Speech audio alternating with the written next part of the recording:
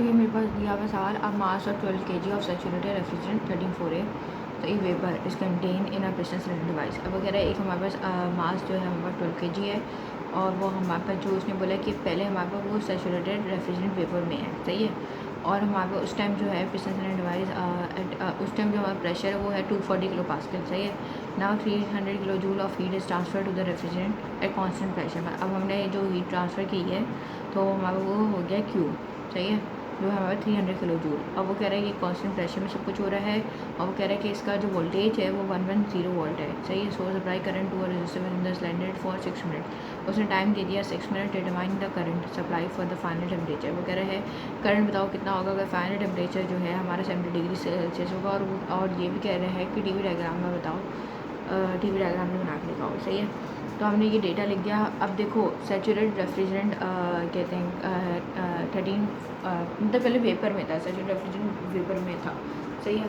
अब वेपर में था, अब अगर हमने उसको हीट वगैरह किया, हीट दी, तो उसकी वजह से क्या होगा कि वेपर से अब वो सुपर हीटेड में ही जाएगा, सही है।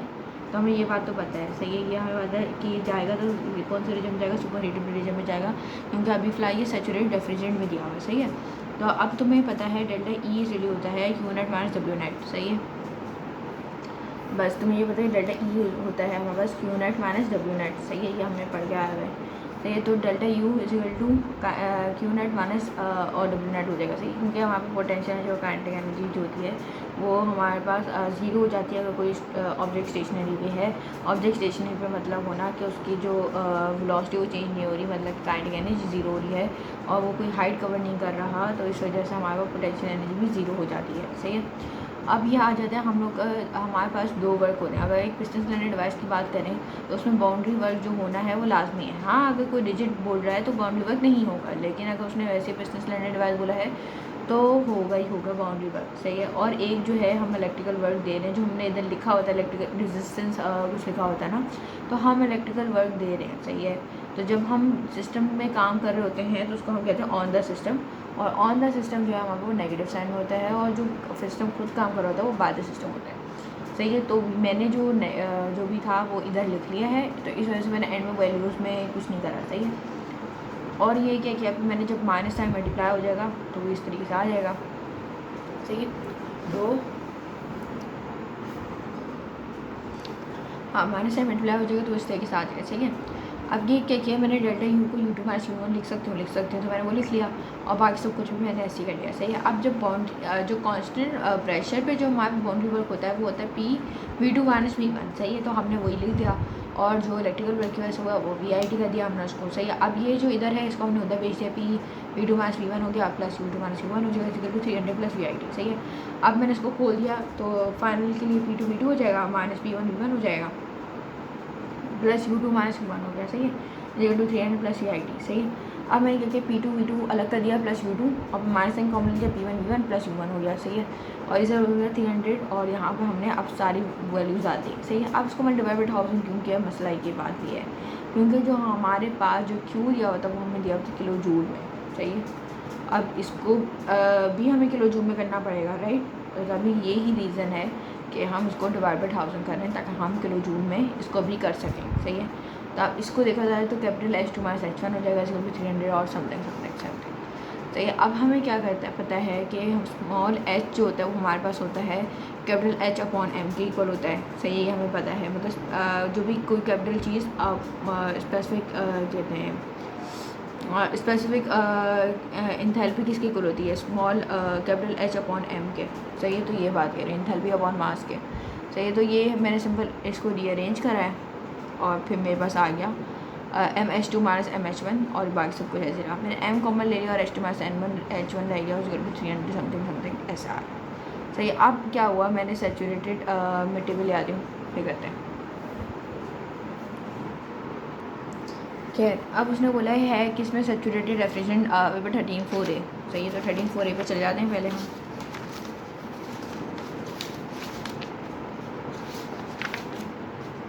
ये रहा 13(4A पे, और हम कांस्टेंट प्रेशर का देख लेते हैं, सही।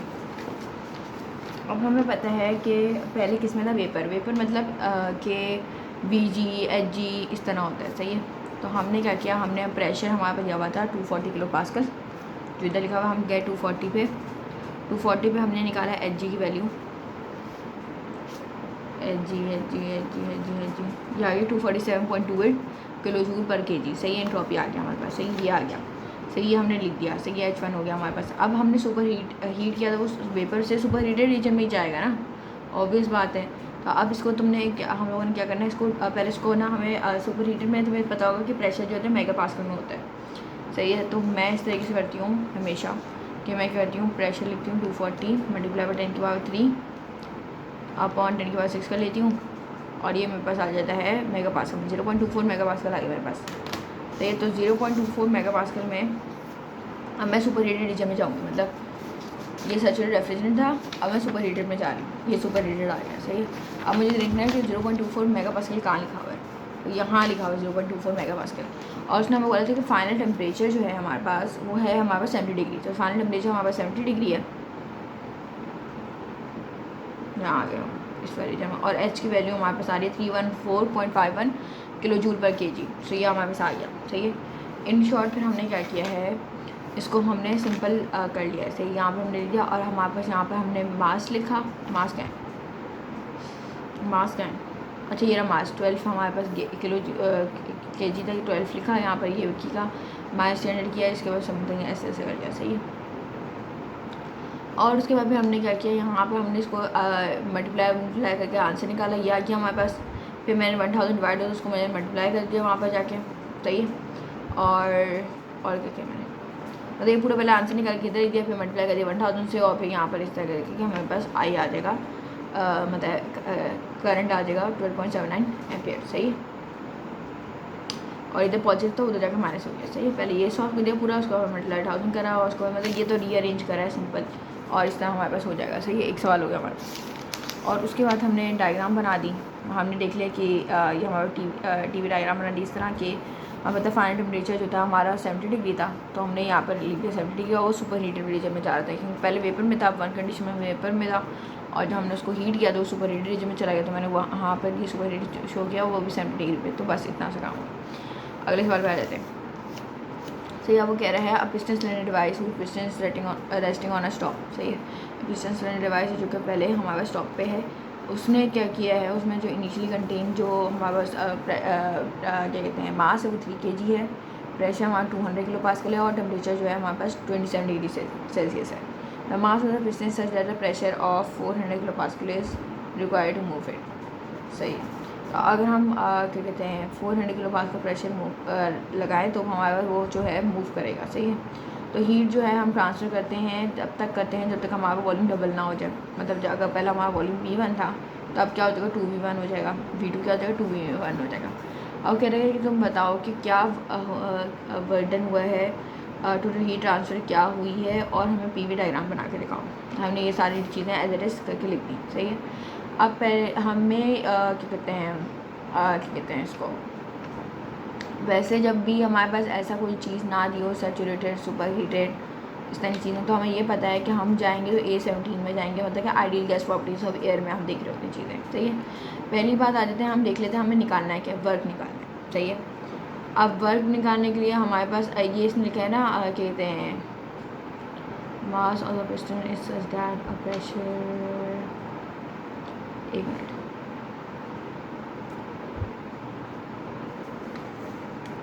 हाँ, तो इधर लिखा हुआ है ना, क्या कहते हैं मास ऑफ पिस्टन कहते हैं इज सच दैट कहते हैं a pressure 400 kilo pascal is required to move.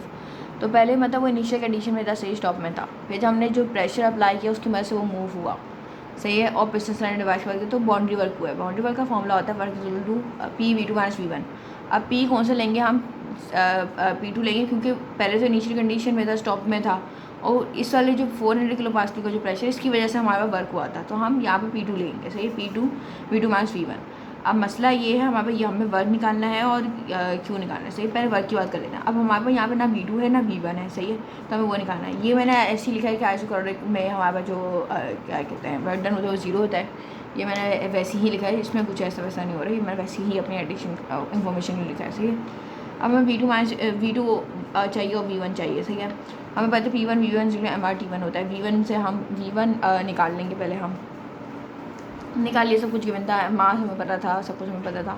Are की वैल्यू हम एयर की लेंगे जो कि हम A2 से लेंगे, सही है। 0.2870 ये तो खैर आराम से आ जाती है, खैर फिर भी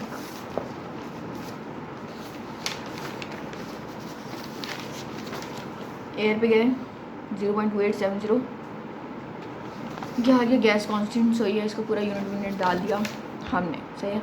अब हमारे V1 आ गया है, सही है। अब हमने क्या किया, मास निकाला, क्योंकि नहीं V1 आ गया ना, बस सही है।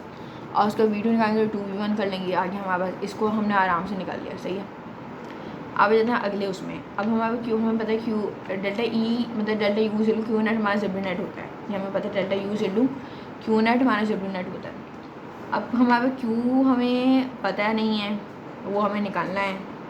चलो क्यू हमने निकालना है। अब हमें वर्क पता चल गया और हमें डेल्टा यू नहीं पता, तो हमें डेल्टा यू भी निकालना पड़ेगा, सही। जैसे हमारा फॉर्मूला होता है delta U Q minus W.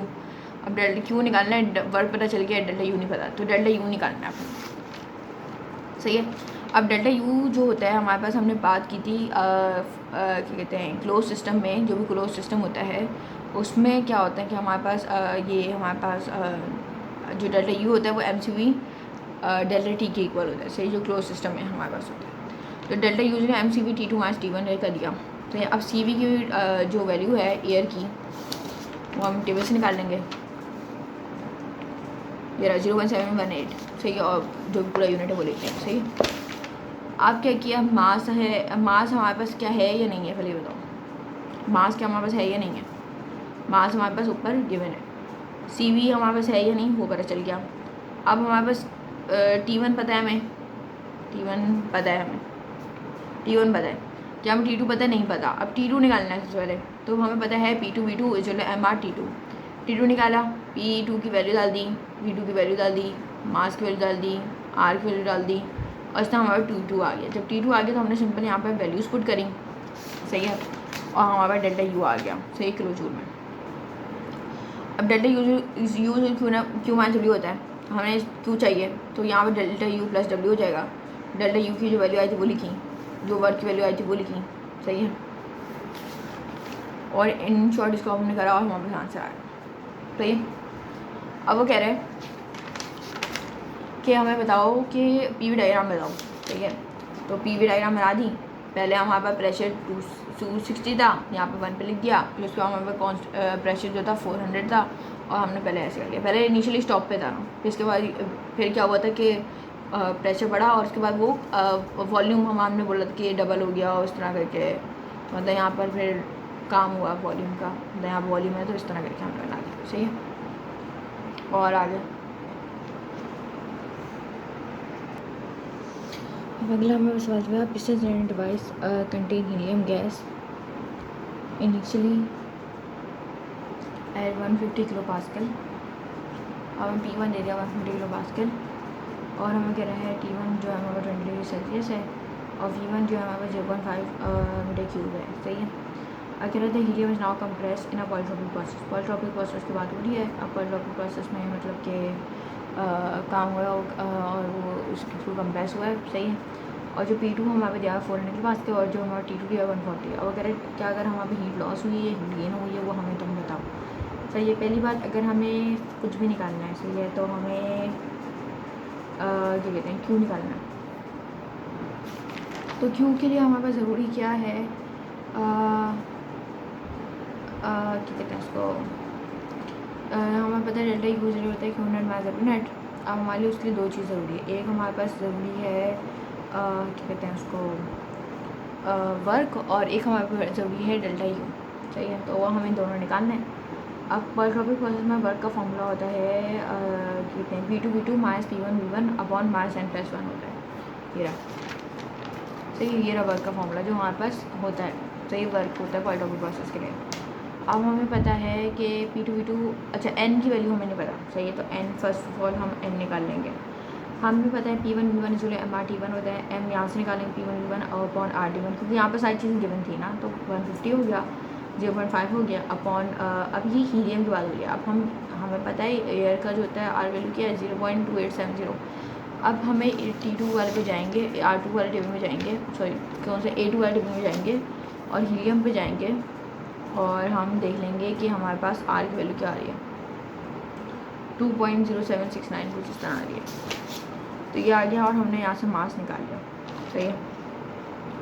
और अब हमें मास के थ्रू हमने मास ही क्यों निकाला, क्योंकि हमें वॉल्यूम चाहिए था, क्योंकि हमें पता है V1 N is P2 N। अब V1 का पता है, हमें V2 नहीं पता था, तब हमने पहले मास निकाले इस कंडीशन से, फिर हम उसको P2 इसलिए MRT2 से हम V2 निकालेंगे MRT2/P2। M हमें पता है क्या है, R हमें पता है क्या है, T2 हमें पता है क्या है, और अपॉन P2 हमें पता है क्या है। इस तरह V2 आ जाएगा हमारे पास, आ गया V1/V2 N is P2/P1। V1 हमारे पास आ रहा है 0.5 और V2 हमारे पास आ रहा है 0.26 0.264 इजिकल टू इस तरह करके प्रेशर जो भी दिया हुआ वो करेगा। अब सबसे पहले हमने क्या किया, इसमें लॉग की कंडीशन लगाई, इनको डिवाइड कर लेंगे, आंसर जो भी आ रहा है लगा लिया। उसके बाद हमने लॉग की कंडीशन लगाई, तो हमने किया कि log take log on both side. या लॉग की प्रॉपर्टी जैसे अगर ऐसे लेना तो इस तरह लिखा हुआ है, तो n लॉग इस तरह करके आ जाएगा, सही है। तो वो हमने कर लिया। अब दोनों जगह लॉग इसका करा, ये आंसर आ गया, इसका करा, ये आंसर आ गया। n चाहिए, इसको अपॉन में इसको करेंगे, ये आ जाएगा। पर टॉपिक की प्रोसेस ये है, जो हमारे वर्क है P2 minus P1 V1 upon minus n plus 1, सब कुछ गिवन है, सही है। P2 पता है, V2 पता है, सब कुछ पता है हमें। इस तरह करके हमने वर्क निकाल लिया, माइनस में आंसर आ रहा है, माइनस में रहने देना, सही है। एक और बात, अगर तुम प्रेशर किलो पास्कल में लोगे तुम्हारा वर्क किलो जूल में आएगा, जूल मत लिख लेना। हाँ, अगर तुम प्रेशर पास्कल में ले लो तुम्हारा वर्क जूल में आएगा, तो उसको तुम इस तरह कर लेना, सही है। हमें पता है डेल्टा यू जो है उसको, अगर हमारा बात करें एक पिस्टन सिलेंडर डिवाइस की, जो होता है क्लोज सिस्टम में आता है, तो उसका ये सीन होता है कि हमारे पास जो डेल्टा यू होता है वो MCV T2 डेल्टा T के इक्वल होता है, सही है। डेल्टा T को इक्वल है तो T2 माइनस T1 होता है। अब हमें T2 पता है या नहीं पता, T2 पता है या नहीं पता, T2 और T1 दोनों पता है, सब कुछ जीवन में सही है। Q माइनस क्या कहते हैं, ये मैंने बाउंड्री वर्क लिखा क्योंकि उसके अलावा और कोई वर्क होगा भी नहीं, सही, पिस्टन सिलेंडर डिवाइस में। तो ये मैंने बाउंड्री वर्क, ये माइनस का साइन लगा रहा है, और ये मैंने, और बाउंड्री वर्क हमें पता है और बाय द सिस्टम होता है, सही है, तो हमेशा पॉजिटिव होता है। लेकिन अब ये जहाँ पर ऐसा आ रहा है वैसे, क्योंकि कंप्रेशन हो रही है, तो जैसा आ रहा है वैसे एज इट इज लिख दिया, सही है हमने यहाँ पर, और इज टू ये कर लिया। अब ये प्लस का हो जाएगा, सही है, is to MCV T2 minus T1। अब CV हीलियम का निकालना है, वो भी A2 से निकलेगा, हीलियम 5 नहीं, ये रहा CV निकालना है 3.1156, ये आ गया, जो यूनिट है वो बता दिया, सही। अब सिंपल इसको सॉल्व कर लिया, Q निकालना है, तो ये वाली चीज़ पूरी रही, अब माइनस ये आ जाएगा, तो ये वाली पूरी चीज़ लिया और माइनस और ये कर लेंगे और हमारा Q आ जाएगा। तो Q में हमारा नेगेटिव आ रहा है, तो बस फिर नेगेटिव मतलब कि हीट जो है वो रिजेक्ट हो रही है, सही है।